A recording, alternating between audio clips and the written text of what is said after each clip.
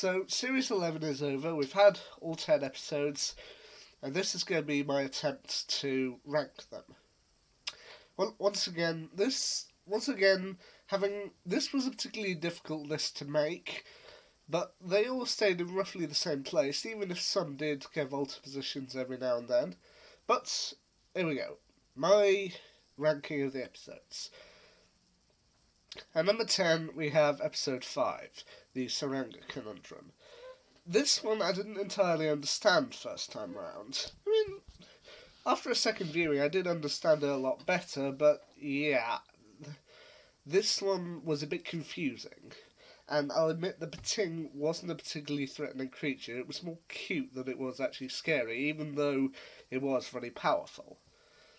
At number 9, we have episode 2, The Ghost Monument. Now, none of these episodes are bad.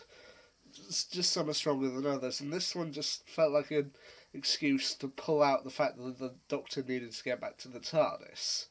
I mean, it does get some kind of good shots, especially with the two characters being kind of racers racing across the galaxy, like a version of an outer space version of geocaching. It is rather fun, but yeah, this was basically just an attempt to kind of stretch out the story that they need to get back to the TARDIS.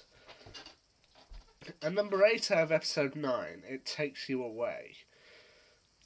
Once again, none of these episodes are technically bad, but this one just felt odd to me. I said it before in my review of it, but the Doctor ends up talking to an alternate sentient universe that takes the form of a frog.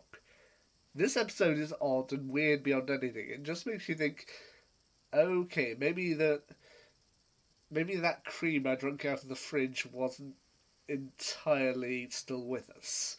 It makes you think that. But yeah, it wasn't bad, just a little odd. At number 7, we have episode 8, The Witchfinders. Alan Cumming as James I is great in this episode, but I don't know, maybe it just felt a little bit predictable. I mean, you have the Doctor for the first time in a female form, you've cast a woman as the Doctor, and one of your first episodes is that they're going to visit the witch trials. Of course the Doctor's going to get ducked. But, yeah, I mean, as I said, Alan Cumming is enjoyable in this episode. It does have some good characters. The monsters, they're okay, but, I mean, it does have some historical accuracy, but just it only makes up 7th spot for me. Number 6, Arachnids in the UK. I'm going to catch a lot of flack for this one, but I actually enjoyed this episode. I actually thought it was pretty good. But, yeah, I mean, I'll admit, it takes the kind of comic book explanation that spiders are growing big because of industrial waste, which I do feel is a little kind of overused, especially in the modern climate. But I liked the ending, of which the Doctor manages to deliver all the group home, but then after this adventure they decide, no, we actually would rather continue to travel with you. I love that.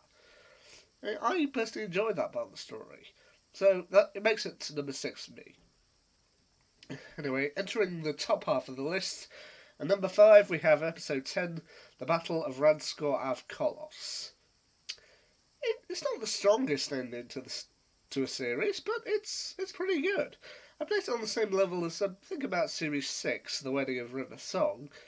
Yeah, I feel it's a good one. It reintroduced Simshar into the story, gave Graham kind of a nice ending to his arc of kind of wanting to kind of honour Grace, kind of wanting to do everything he can to make Simshar pay, and he managed to do that without killing him. I feel it was a good one. Yeah, I also like that it harks back to kind of the previous seasons of the show, and I think it was pretty good. At number 4, we have the first episode, and Simshar's first appearance, The Woman Who Fell to Earth. The series had to go big at this point in order to kind of rope us in, and I feel it did. It came in with a bang. It was quite literally The Woman Who Fell to Earth. And as before, as I have with other Doctors, it did take me a little bit of a while to kind of get used to Jodie Whittaker as the Doctor, but she also did have a moment in The Woman Who Fell to Earth in which I felt, yeah, I'm on board with her. And that was her moment of, I'm the Doctor. Now, get off this planet while you still have a choice. That's the point at which I think I begin to feel, oh yeah, she'll become the Doctor. even if I didn't entirely feel it opening it. And number 3, the biggest surprise of the series, Kablam. This episode, I think, was much better than, frankly, anyone expected it to be. Hold on. Sorry. As I said, Kablam, it was much better than anyone expected it to be. I mean, it's essentially a commentary on companies such as Amazon, but it managed to do it in a kind of very fun, very funny way. And you've also got Robot Postman, and that's awesome. So yeah, it makes my number 3 spot. At number 2, we have episode 6, Demons of the Punjab. And with these kind of final 2 episodes, they kind of link together in that they both did something that I feel that Jodie Whittaker's Doctor did very well.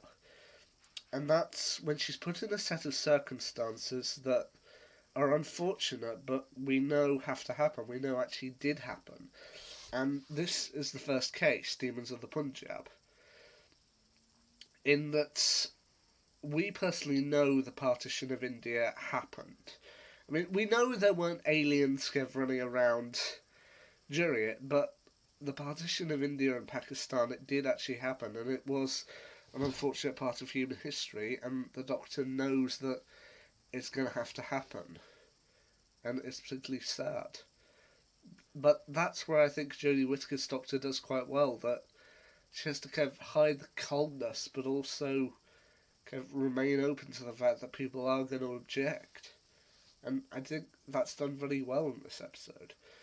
But, in case you but for those who have been following along, you know what my number 1 episode was for Series 11, and that's episode 3, Rosa.